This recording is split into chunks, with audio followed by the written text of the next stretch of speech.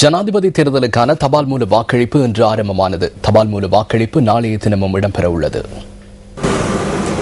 மாவட்ட மற்றும் பிரதேச செயலகங்கள் உள்ளிட்ட அரசு நிறுவனங்களில் தபால் மூலம் வாக்களிப்பதற்காக வாக்களிப்பு நிலையங்கள் அமைக்கப்பட்டுள்ளன. இந்த முறை 5 லட்சத்திற்கும் அதிகமானோர் தபால் மூலம் வாக்களிப்பதற்கு தகுதி பெற்றுள்ளனர். தபால் மூல வாக்களிப்பு கண்காணிப்பு நடவடிக்கைகளுக்காக 1000 பேர் வரை நியமிக்கப்பட்டுள்ளதாக பெப்ரல் அமைப்பு தெரிவித்துள்ளது. தபால் மூல வாக்களிப்பு நிலையங்களுக்கு விசேட பாதுகாப்பு வழங்குவதற்கு நடவடிக்கை மேற்கொண்டுள்ளதாக போலீஸ் ஊடக பேச்சாளர் சிரேஷ்ட போலீஸ் அத்தியட்சகர் அஜித் ரோஹன தெரிவித்துள்ளார். வாக்களிப்பு தினத்தில் போலீசாரின் நடமாடும் ரோந்து சேவைகள் மற்றும் மோட்டார் சைக்கிள் ரோந்து சேவைகள் என்பன இடம்பெறும் எனவும் அவர் குறிப்பிட்டார். இதேவேளை காலி லபுதுவ தக்ஷிணாபாய அலுவலக வளாகத்திலிருந்து ஐக்கிய மக்கள் சுதந்திர கூட்டமைப்பின் ஜனாதிபதி வேட்பாளருக்கு ஆதரவு வழங்கும் பிரசார பதாதைகள் 2 வாகனங்களில் இருந்து மீட்கப்பட்டுள்ளன.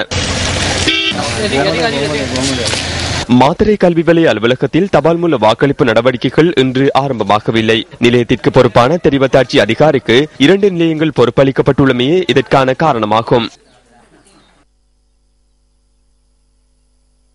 யாழ்ப்பாணத்திலும் தபால் மூல வாக்குப்பதிவுகள் சுமூகமாக இடம்பெற்றதாக எமது பிராந்திய செய்தியாளர் தெரிவித்தார்.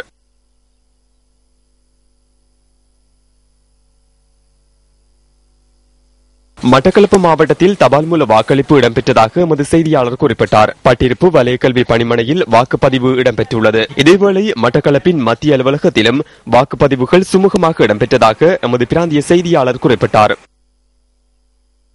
வவுனியா மாவட்டத்தில் 167 வாக்களிப்பு நிலையங்களில் தபால் மூல வாக்களிப்பு நடவடிக்கைகள் இடம்பெற்றன. வவுனியா மாவட்டத்தில் 3265 பேர் தபால் மூல வாக்களிப்புக்காக விண்ணப்பித்தனர்.